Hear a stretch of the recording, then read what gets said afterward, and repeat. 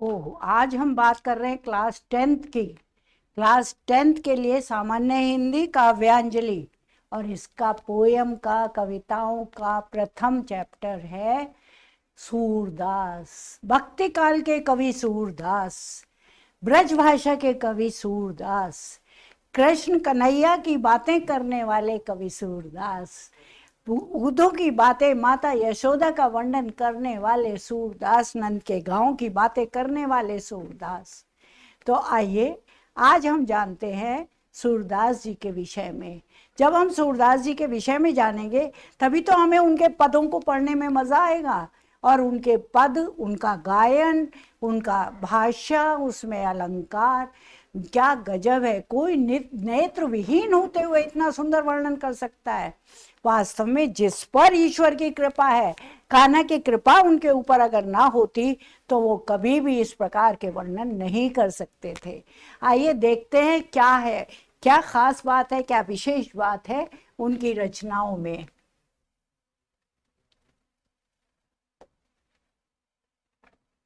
पहले हम जानेंगे सूरदास जी का जीवन परिचय। सूरदास जी का जन्म कब हुआ? सन 1400 की बातें हैं ये।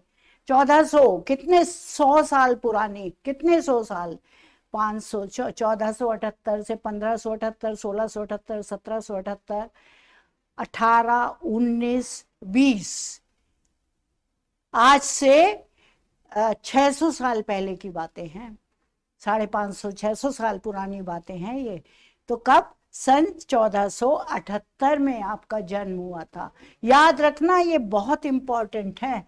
सूरदास जी का जन्म सन 1478 में, और मृत्यु कब हुई? 1583 में। ओ बेटा, 78 से 78, 100 साल, और 100 साल 105 वर्ष, 105 वर्ष तक जीवित रहे वो। दीर्घायु, लंबी आयु, क्योंकि उनके ऊपर कान्हा जी का आशीर्वाद था ना, इसीलिए। सूरदास जी का जन्म 1478 ईस्वी। सूरदास सगुण मार्गी कृष्ण भक्ति शाखा के प्रमुख कवि हैं। चलो पहले शॉर्ट में देख लेते हैं क्या क्या कह रहे हैं ये।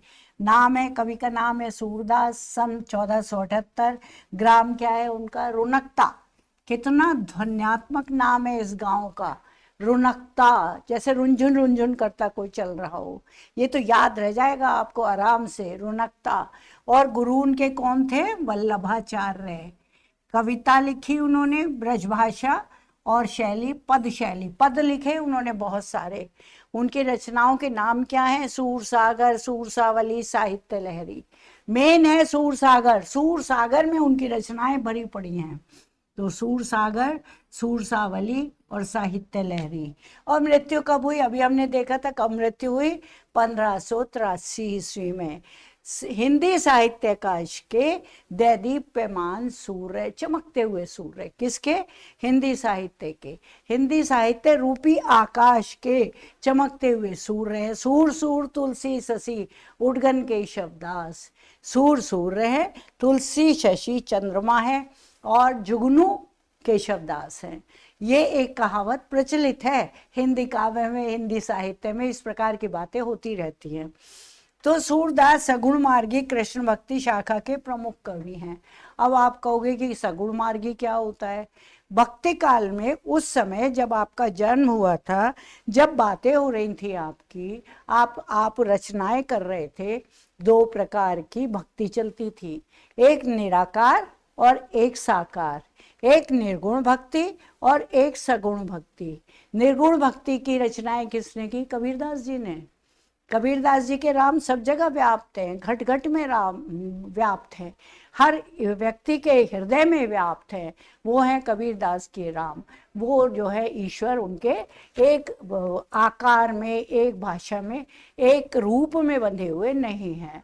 और सूरदास ने के, लेकिन वो बातें लोगों को बहुत मुश्किल से समझ में आती थी। जो चीज़ जिसका कोई गुण नहीं है, रूप नहीं है, रस नहीं है, आकार नहीं है, उसके बारे में लोग कैसे समझे। तो इसलिए सगुण भक्ति की का प्रारंभ हुआ सगुण भक्ति में आए सूरदास, तुलसीदास, इन लोगों ने सगुण रसखान, इन लोगों ने सगुण भक्ति की से ईश्वर की आराधना की। तो ये क्या कहते हैं कि सगुण मार्गी, सगुण रूप से जिनका भगवान आकार लिए हुए है, जिनकी एक छवि है, जो कार्य करते हैं, खेलते हैं, भागते हैं, सब कुछ करते हैं, दुश्मनों का नाश भी करते हैं, ऐसे इनके कवि, इनके जो वो नायक हैं वो श्री कृष्ण हैं और वो जो इनके आराध्य हैं। तुलसीदास के आराध्य कौन है? राम। उन्होंने रामचरितमानस लिखकर राम के ऊपर बातें की, राम की भक्ति, राम का श्रेष्ठ जीवन उन्होंने बताया। और सूरदास जी ने श्री कृष्ण की नटखट लीलाएं, बचपन की लीलाएं, घुटने घुटने चलने की लीलाएं, बहुत कुछ लिखा। नेत्र विहीन होते हुए आपने इतना कुछ कैसे लिख दिया, बहुत ताज्जुब होता है।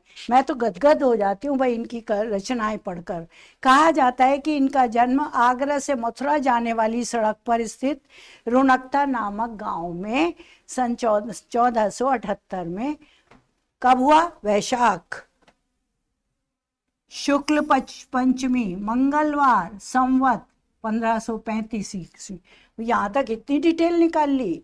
वैशाख शुक्ल पक्ष पंचमी, जो वैशाख का महीना होता है, चैत वैशाख, चैत से शुरू होता है ना, होली के बाद हमारा नया साल, तो चैत्र के बाद आता है वैशाख। उस वैशाख में पहले 15 दिन कृष्ण पक्ष के निकाल दो, उसके बाद जो दूसरे शुक्ल पक्ष के 15 दिन है उसमें पंचमी तिथि पे इनका जन्म हुआ और उस दिन मंगलवार था और संवत था 1535। कुछ विद्वान इनका जन्म दिल्ली के निकट सिही गांव में हुआ मानते हैं, लेकिन पॉपुलर यही है, ग्राम रुनकता। जिससे पूछो सूरदास जी का जन्म कहाँ हुआ था? ग्राम रुनकता में। रुनकता सुंदर भी लगता है ना, देखने सुनने में कानों को अच्छा लगता है। इसके अतिरिक्त इनके माता पिता, कुटुंबी जनों एवं बंधु बांधवों का कुछ भी पता नहीं चलता। और कोई बात इनके बारे में, माता पिता कौन थे, कुटुंबी जन कौन थे, बंधु बांधव भाई बहन कौन थे, नहीं मालूम, कुछ नहीं मालूम। ये बचपन से ही विरक्त हो गए थे, घर से इन्हें कोई मोहब्बत नहीं थी। ये गऊ घाट पर रहते और विनय के पद गाया करते थे। गऊ घाट कोई स्थान है, वहाँ गाय रहती हैं, वहाँ पर रहते थे और विनय के पद गाते थे। विनय का मतलब विनम्रता, प्रार्थना करने वाले पद गाया करते थे। एक बार वल्लभाचार्य जी गऊ घाट पर रुके। वल्लभाचार्य जो बाद में इनके गुरु बने, वो क्या करते थे, वल्लभाचार्य ने एक संप्रदाय बनाया था, वल्लभ संप्रदाय। आठ उसमें लोग थे, वो सब गाया करते थे। वो सब सड़कों पर, गांव में, गांव की सड़कों पर अपना एक तारा लेकर और वो अपने मुंह ढोल मंजीरे लेकर कृष्ण की भक्ति के पद गाया करते थे। वो थे वल्लभाचार्य, उन्हीं में से। तो वल्लभाचार्य जी गऊ घाट पर रुके। सूरदास ने उन्हें स्वरचित एक पद गाकर सुनाया। वल्लभाचार्य जी ने इनको कृष्ण की लीला गान करने का सुझाव दिया। तब उन्होंने कहा, क्या कहा कि कृष्ण की लीला का वर्णन किया करो, तुमने इतना सुंदर लिखा है, तुम इतना अच्छा कर सकते हो, तो क्यों नहीं कृष्ण की लीला के बारे में बात करते हैं। ये वल्लभाचार्य के शिष्य बन गए और कृष्ण की लीला का गान करने लगे। वल्लभाचार्य ने इनको गोवर्धन पर बने श्रीनाथ जी के मंदिर में कीर्तन करने के लिए रख दिया। कहाँ? गोवर्धन पर्वत है ना जहाँ, वहां पर मंदिर है श्रीनाथ जी का। वहां पर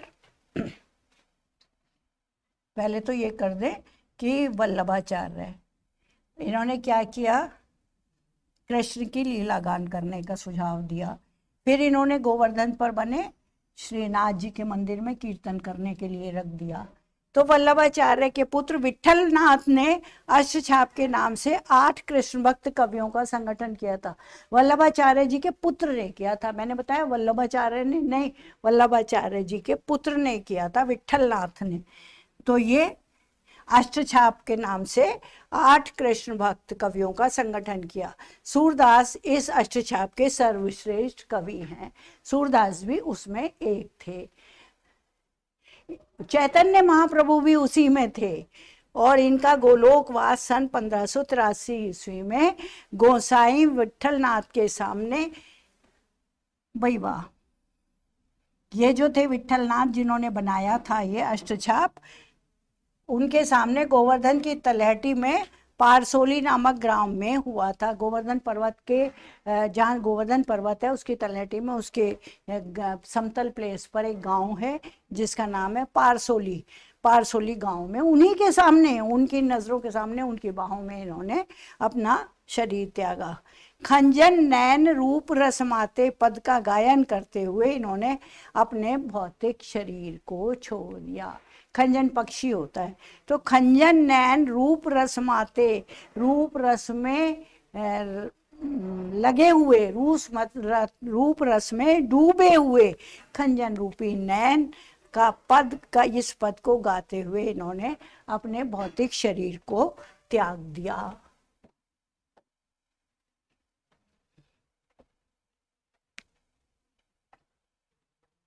सूरदास के पदों का संकलन सूर सागर है।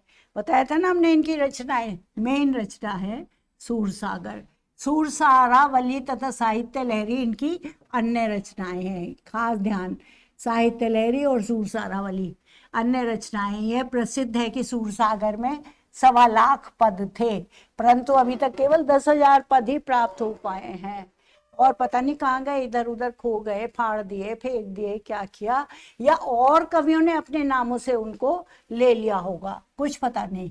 सिर्फ हमें 10,000 पद प्राप्त हुए। सूर सारावली, जिसे एक प्रकार से सूर सागर की भूमिका मात्र कहना चाहिए, के अंतर्गत सरसी और सार छंदों में सूरदास ने 1106 पदों की रचना की। सूर सारावली में कितने पद छंद हैं? 1106। और सूर सागर में कितने पद हैं? सूर सागर में 10,000 प्राप्त हुए, लेकिन 1.25 लाख पद थे उसमें। सूर सारावली में सूर सागर के 12 स्कंदों का सार दिया गया है। यह ग्रंथ सूर सागर का सूची मात्र ना होकर सारांश होने के कारण एक स्वतंत्र रचना है। सूरदास का तीसरा प्रामाणिक ग्रंथ साहित्य लहरी है। इसमें उनके 118 दृष्टकूट पदों का संग्रह है, जिसमें अलंकारों और नायिका भेद को प्रस्तुत करने वाले पद भी मिल जाते हैं। सूरदास ने कृष्ण की बाल लीलाओं का बड़ा ही विशद और मनोरम वर्णन किया है। बहुत सुंदर, बहुत सुंदर, पढ़ोगे तो मजा आ जाएगा। बाल लीलाएं, कृष्ण की बाल लीलाएं। कभी कहते हैं मैया मैं नहीं माखन खायो, बहुत पॉपुलर है, सुना होगा तुमने। कभी कहते हैं मैया मैं नहीं गाय चराने जाऊं, कभी कहते हैं मैं गाय चराने नहीं जाऊंगा, कभी कहते हैं मैया मैं तो ग्वाल वाल सब मेरे पीछे पड़े हैं और मेरे मुख पे मक्खन लिपटा दिया है, मैंने कुछ नहीं किया है। कभी कहते हैं झूठ बोलते हैं, कभी शैतानियाँ करते हैं। कभी कहते हैं कि मैया ये मैं काला क्यों हूँ और ये बलदाऊ गोरे क्यों हैं।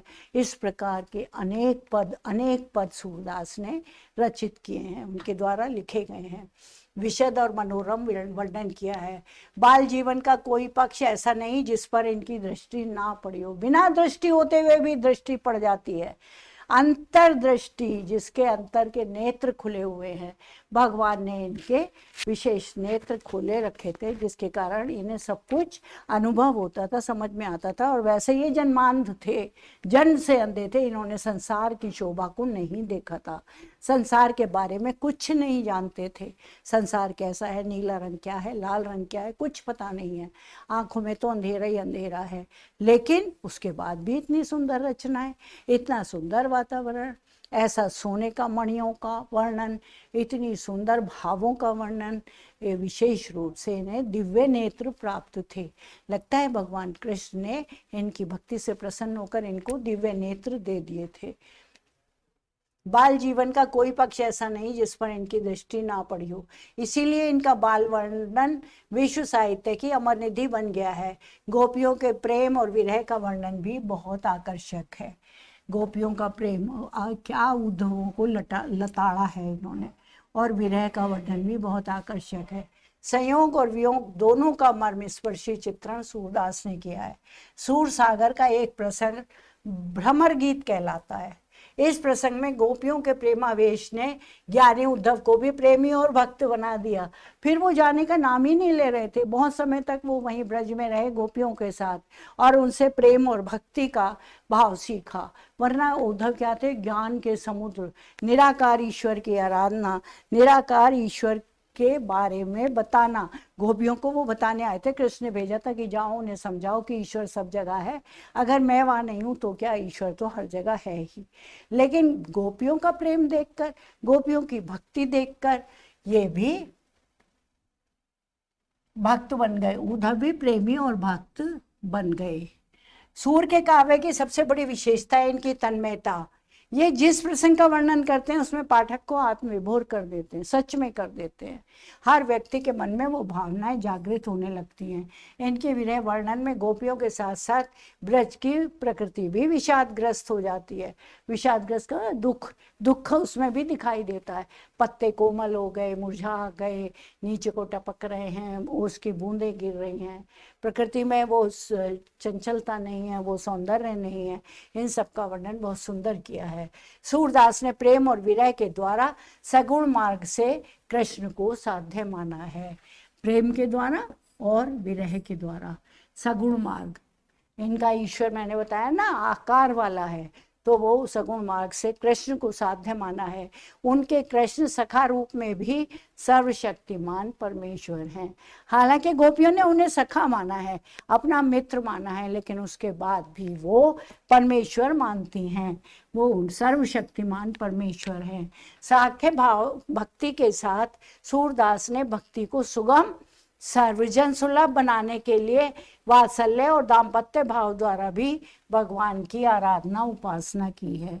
साख्य भक्ति के साथ सूरदास ने भक्ति को सुगम और सर्वजन सुलभ बनाने के लिए वात्सल्य और दाम्पत्य भाव द्वारा भी भगवान की आराधना उपासना की है। इसके अतिरिक्त उनमें विनय और माधुर्य के भावों का भी मिश्रण है। विनय भी है, प्रार्थना करते हैं, और माधुर्य भी है। प्रेम का वर्णन जब करते हैं तो माधुर्य हमें दिखाई देता है, कूट कूट कर भरा हुआ माधुर्य है। सूरदास ने ब्रज के लीला पुरुषोत्तम कृष्ण की लीलाओं का ही विशद वर्णन किया है। महाभारत के राजनीतिज्ञ योगीराज कृष्ण के वर्णन में इनकी मनोवृत्ति अधिक नहीं रम सकी। जब कृष्ण कुरुक्षेत्र में हैं और जब वो युद्ध में लगे हुए हैं, जब वो राजनीतिज्ञ बन गए हैं, जब वो पांडवों के साथ हैं, उस समय का वर्णन नहीं किया, बल्कि रसिक जनों का वर्णन, बल्कि प्रेम का वर्णन, भक्ति का वर्णन, ब्रज का वर्णन, ब्रज की लीलाओं का वर्णन, उनके कृष्ण के बालपन का वर्णन कवि ने कूट कूट कर किया है। भरा हुआ है उनका काव्य इस बातों से। सूरदास का संपूर्ण काव्य संगीत की राग रागनियों में बंधा हुआ पद शैली में, भाई ये देखो इनकी भाषा, काव्य संगीत की राग रागनियों में बंधा हुआ पद शैली का गीति काव्य है।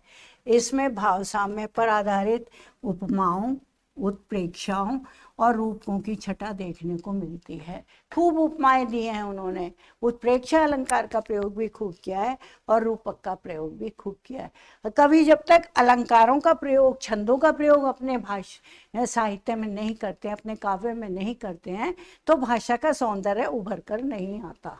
कहते हैं ना कि जैसे कोई स्त्री है, स्त्री अगर आभूषण पहनती है तभी उसका सौंदर्य निखर कर आता है, अगर वो आभूषण नहीं पहनेगी ना तो उसका सौंदर्य अधूरा अधूरा, रूखा रूखा रहेगा। इसी प्रकार भाषा को अलंकार रूपी आभूषण पहनाकर उसके सौंदर्य को निखारा जाता है। आप लोग सोचेंगे क्या है ये अलंकार वलंकार, क्यों हमें ये याद करने पड़ते हैं, क्यों देखने पड़ते हैं, क्यों सोचने पड़ते हैं? क्योंकि इससे भाषा का सौंदर्य बढ़ता है, भाषा की मधुरता बढ़ती है, इसलिए हम अलंकारों की बात करते हैं। इनकी कविता ब्रज भाषा में, भाषा कैसी है? ब्रज भाषा। माधुर्य की प्रधानता के कारण भाषा बड़ी प्रभावोत्पादक हो गई। पूरा साहित्य सूरदास का ब्रज भाषा में लिखा गया है, और ब्रज भाषा तो है ही कोमल भाषा। ये मैं नहीं कहते, ये मैं को कहते हैं हों। और ऐसे बहुत सी बातें, इनके अड़ा नहीं होता, ढह नहीं होता, ये कठोर शब्दों का प्रयोग नहीं करते, कठोर अक्षरों का प्रयोग नहीं करते, कोमल प्रथम और तृतीय क ग ऐसे शब्दों, ऐसे अक्षरों का प्रयोग करते हैं। तो माधुर्य की प्रधानता के कारण भाषा बड़ी प्रभावोत्पादक हो गई है। व्यंग्य वक्रता, क्या क्या व्यंग्य खूब किया गया है, गोपियों ने किया है ना उदों के साथ, और वक्रता टेढ़ापन, और वाग विदग्धता बातचीत करने में चतुरता, वो सूर की भाषा की प्रमुख विशेषताएं हैं। पद शैली में कृष्ण की लीलाओं के गान की यह परंपरा हिंदी काव्य में आधुनिक काल तक चलती रही है, चलती रहेगी और चलती रही थी। तो ये इस प्रकार की भाषा, सूर का साहित्य पहले भी था जब उन्होंने रचित किया 1400 से लेके अब तक, और अब भी चल रहा है और आगे भी चलेगा, क्योंकि इतनी भावोत्पादकता है इनके काव्य में, इतना वर्णन सुंदर है और इतने मन के भाव जागृत कर देता है इनका काव्य कि कोई उसको बिना पढ़े रह नहीं सकता, उसके भावों को छुए बिना इनकी भाषा कोई उससे बच नहीं सकता।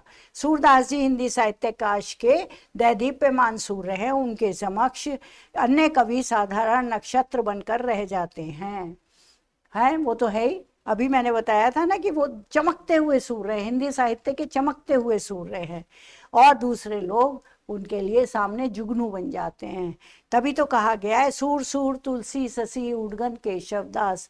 सूर तो सूर हैं, सूरज हैं, और तुलसी जो है वो शशि हैं, चंद्रमा है, और जुगनू केशव दास जुगनू हैं।